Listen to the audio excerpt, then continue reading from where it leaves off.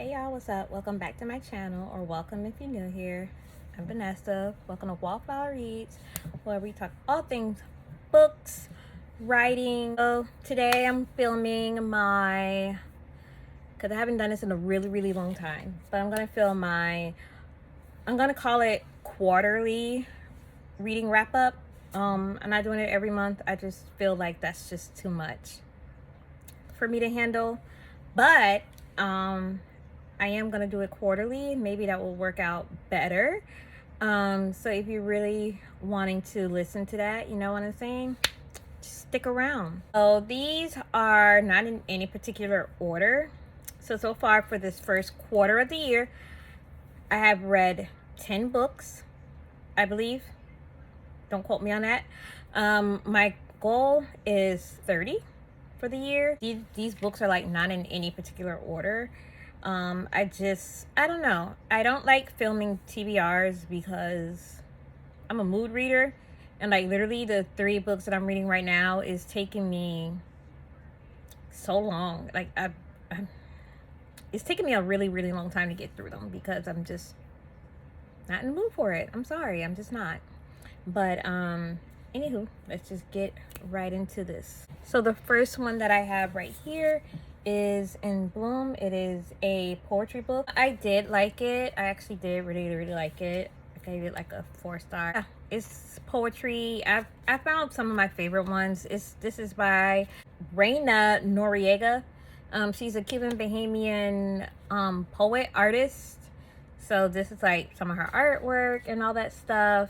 And you know what? April is poetry month, so if you want, you know, you should just try it out. Like, just look at it. It's called Gratitude, and it says, how good it feels to be outside, be alive, and just breathe. That's one poem that I did enjoy. And this one called I Am Whole, Waiting for a Hole. And it says, I'm so happy it never worked out, because now when love finds me, I'll know. That smile I gave to myself first, as well as all the treasures I thought only came with love. So this is like pretty solid. It's pretty good. The next book that I read, Scythe. Now, I'm late to the party. I know I'm late to the party, but this is like this is really good, and I'm waiting for my movie. I am literally waiting for my movie with this book. Like, where's my movie? So it's, you know, dystopian. So like the world right now, people don't really die. Every so often, these people called scythes, they have to get a quota to kill off people that would like just to like normalize the population. And it's always, you know, random. And it was really, y'all, this is really good. So like, it was like these 2 teens. So Roman, he feels like he's lettuce, like in his family. Like he's just there. And so it's like his parents notice him or they don't. It doesn't matter, because they have what is called turned a corner. Like, so every so often his grandma has turned a corner every so often, which means like you kind of like reboot yourself. But anyway, it's like, so they're just turning a corner. And so these 2 teens, right, they don't really want to do this, and that's the thing. Like, that's what made the site that they were training under want them, because they were like not in it for the thrill of like killing people. They were actually like, hey, this isn't right. And it's like their mentor mysteriously like dies, and so they get separated. The boy Rowan, he goes with this guy Goddard. He's just, I can't stand that man. He is in it for the thrills. Like, he's known for mass killings so that he can make his quota. And they be mass killings, and then they be nasty killings, you know. And so, you know, Roman, he doesn't want to change. He doesn't want this to change him at all. But y'all, like, for real, this is such a great book. Almost Precious Play. So it's about a girl. It takes place like in the 80s. It's a novel in verse, coming to age book about a girl. She is half Asian, half Jewish. And, it's just following her life, growing up in New York. And her parents are like in a loveless marriage. Friends coming and going, like lost love, found love, whatever, like friendships, all the things. It's a really cute coming to age book. And this is by Tina Kane. It was really, really good. I gave it like a 3.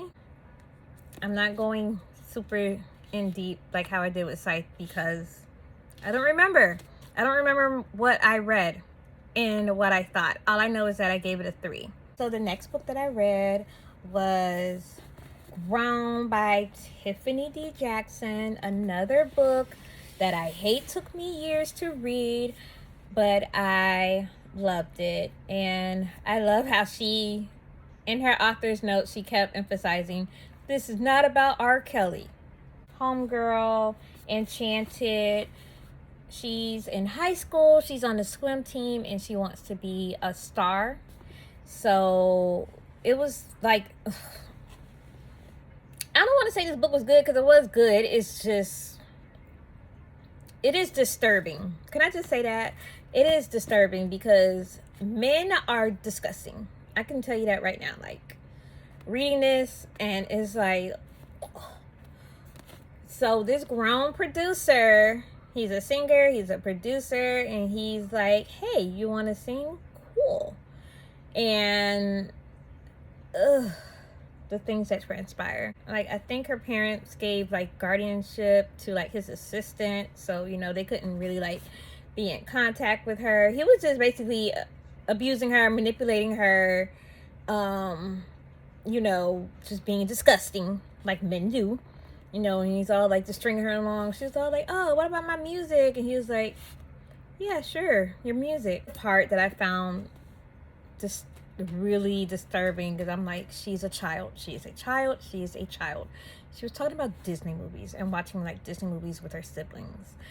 And he was just like, oh my God, I love this movie. What about this? And blah, blah, blah. And they're talking about all their little Disney films. And I'm like, sir, like, she's a little girl. Like, no. It was disturbing. It was good, but it's disturbing. And so it just shows how like girls are taken advantage of in the music business, especially when they're like underage and they want, they want to be stars. Like they want stardom.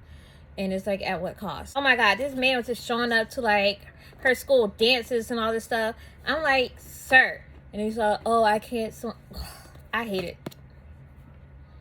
I hated that man.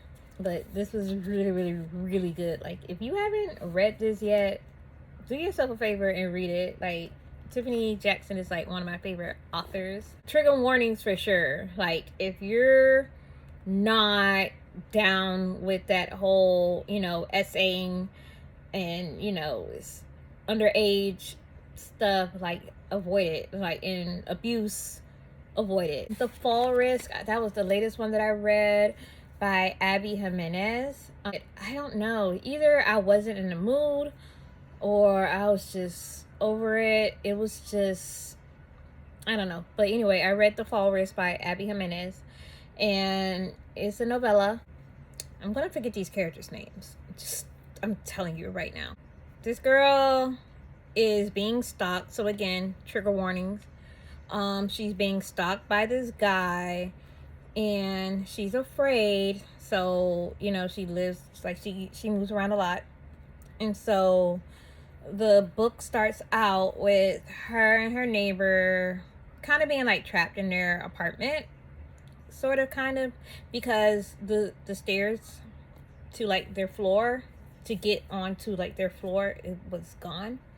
It was a construction mishap.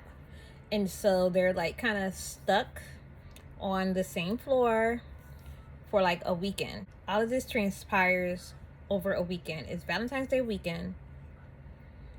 And they're trapped. And so like the girl is kind of like afraid because she kind of had to like give up her life because of this stalker. Like her neighbor, he is getting like, no, he's already been divorced. And so, you know, he had to deal with his ex-wife who cheated on her with her cousin. Her cousin. She's nasty. But anyway, so you know, they got their own baggage that they're dealing with, and like automatically, you know, I mean, he sees her and he's like, oh my god, Brittany off a piece of that, you know. But anyway, what happened is they get together, like they're kind of like stuck, and so like they're being friendly with each other, and she's all like, oh, I don't know if I want to give in so soon, and blah blah blah blah, and I have a stalker, so I can't be with him. And he's like, I'm gonna make this girl want me. Basically, in my eyes, he's just like, I'm gonna make her want me. You know what I'm saying? Because he just wants to be with her. All in a weekend. One weekend. Stuff happens. Her best friend likes his best friend. And like, when I tell you, it was just weird. It was just too fast. Not every book should be like a romance book, I feel like. So like the romance part was unnecessary to me, but she's a romance writer, but it was just so unnecessary and I didn't like it. I did not like it. I gave the book a 3. So the next book that I read was Tilly in Technicolor, which was super cute. It stars Tilly. Anyway, Tilly and homeboy are like dating, kind of. No, well, no, they're not dating. So she is very like absent-minded, and she has ADHD, and her family is always like, you need to do this, you need to do that. Oh, don't worry about your little writing thing. You need to actually like get a career. And she's like, well, no, I didn't want to go to college. I want to do me, you know. And her family's like, huh, you can't do that. Have you met yourself? She's sent on an internship with her sister, to work for her sister, because her sister does like nail polish and all that stuff. And on the way there, she meets, and they like, he is autistic, and he is obsessed with colors. Like, he just, it gave me like a headache reading about the different colors, like the Pantone colors and all that other stuff that he knew. And he was like, he's really, really into it. They both are neurodivergent. I'm about to say neurotypical. I'm like, no. I gave this book like a 4 because like, I don't know, like I felt seen reading about, you know, like from Tilly's perspectives. Oh yeah, it's dual POV. If you're into that type of thing, it's dual POV. But anyway, like reading from like Tilly's perspective with like how she thinks, and like he's a photographer, so he's taking pictures of like her nails and all that stuff for her sister's business or internship. That's what they both are doing. They're both doing internship. And his sister's like really cool. Like his sister's in a band that keeps changing their names every so often. Like if you're into like writing, photography, you're a neurodivergent person, you may like it. Maisie Eddings. But that was like my first, you know, book, like intro into her books, and it was pretty good. Okay, so let me give you like a quick little rundown on Funny Story. So it's by Emily Henry, whom I love. And so it's this couple, well, I'm about to say couple. These two people, they met, and their exes are getting married to each other. So she kind of, again, I forgot their names. She moves in with the guy, and so, you know, it's fake dating. And I don't know, I just cannot imagine being dumped. You know, like you're about to get married, and then you're being dumped, and then he's gonna marry this other chick who was a friend that he was like, don't worry about. And I'm like, I would crash out. I actually liked it. It was pretty cute. So yeah, that's Funny Story. You should read it. Like I said, I listened to it on audio, which kind of helped me but my brain is also shot, so sorry if I'm not getting too like in depth with things. Next one that I read was Disorientation, which is a satire, I want to say. This story ain't over. She recommended the book because she was like, if you like Yellowface, you'll like this book. So me not reading Yellowface at all, I went straight into Disorientation, and I enjoyed it, I can say. The characters are insufferable. I'm just gonna say this right now. They are insufferable. Basically, it's this guy, and he is pretending to be this Chinese writer who, you know, conveniently has died. And so this girl was like writing a paper about him, even though she didn't really want to.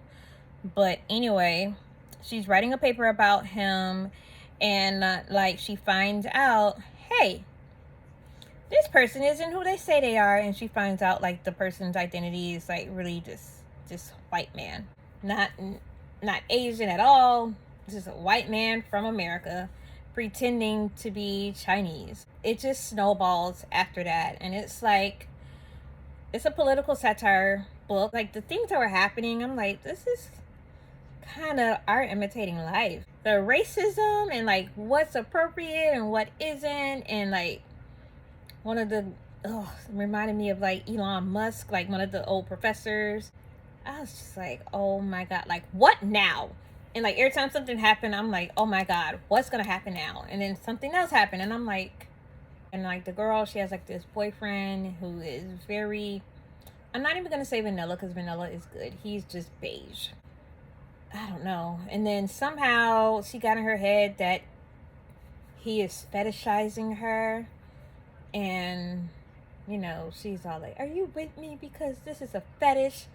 And I'm just like, oh my god. So it opens up that whole conversation of fetish versus preference. It's pretty good. I'm actually currently reading Yellowface, and I can't wait to compare the two. Curl Friends was the first book that I read for the year. I do remember that. It's a cute middle grade graphic novel.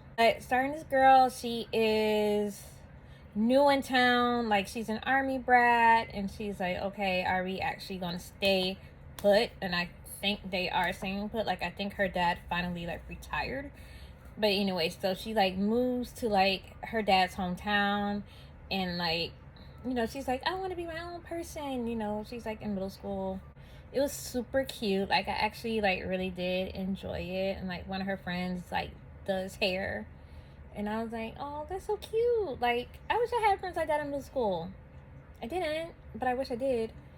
But yeah, it's just like about like, you know, owning who you are, accepting who you are, and you know, being true to yourself. And like you don't have to change to fit in. You don't need to like change who you are just to, you know, fit in. If they don't like you, they just don't like you, and that's their fault.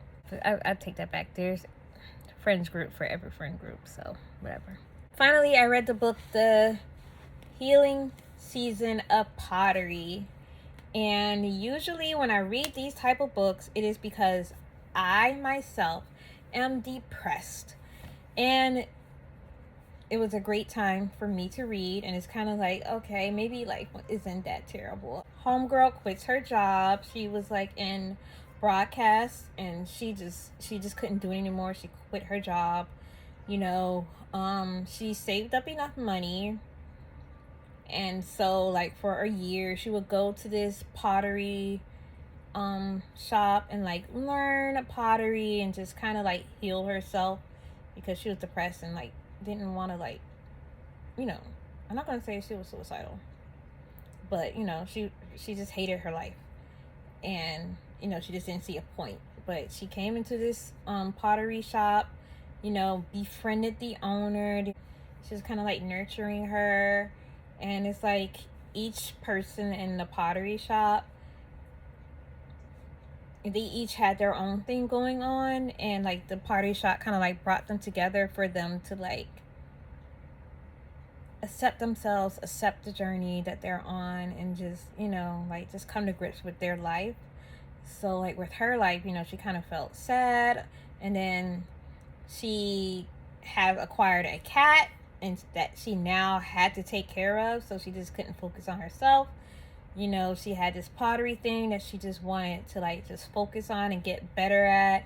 And in the midst of that, she's meeting like all these people, and she's dealing with like the trauma that she's been through in her life. You know, like she had to confront certain issues. Like her dad was an alcoholic, and he crashed, like got into an accident with her friend's dad, and her friend's dad has lost his legs.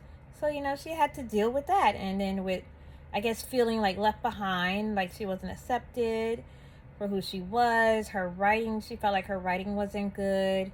And then, you know, like being in a pottery shop, like it kind of helped her to fall in love with writing again, fall in love again, like all of these things. So I really, really, really, really enjoyed that book, and I gave that book like a 4, I believe, because I really, really, really did enjoy it. And it's like, can my life be like that too? Like, please. It is translated fiction, so it's Korean. But those are all the books that I read in this first quarter of the year. I wonder what the next 3 months are going to entail. Right now I'm reading, I'm currently reading Yellowface, which is like about a girl who pretends to be this Asian writer, by R.F. Kuang. I'm also reading Will You Take This Man by Denise Williams. I'm also reading Facing the Lion by Simone Arnold, which is a book about a young girl growing up during, you know, the Holocaust and Nazi Germany. And it's a great book. It's really heavy, but so far it's really good, and I don't see why it is not being taught in school, like The Boy in the Striped Pajamas, which I am not a fan of, and Anne Frank, you know, Nights. Like, this should be up in there with those books. But yeah, I hope you guys enjoyed this video. Please like and subscribe. Hi guys, so I literally forgot to mention 7 Year Slip. I did not like it. Well, I listened to it. I didn't like it. Basically, it's like this girl's uncle, her name's Clementine. No, not uncle. Aunt killed herself, took her life, and she met this stranger. However, he existed 7 years ago. And so Clementine met the stranger, and she kind of has to, like, you know, go back. It's like a time travel type thing. And so she had to, like, go back and, I don't know, fall in love, I guess. I don't know. But anyway, I read it. Wasn't really my thing. Every time she went to, like, this apartment, because that's where she saw him, like, that's when it'll slip back to 7 years. Hence the title, 7 Year Slip. I gave it 3 stars. And like I said, I didn't really, wasn't my thing, but, you know, I did want to add that in there. So I'll see you guys next time in the next video.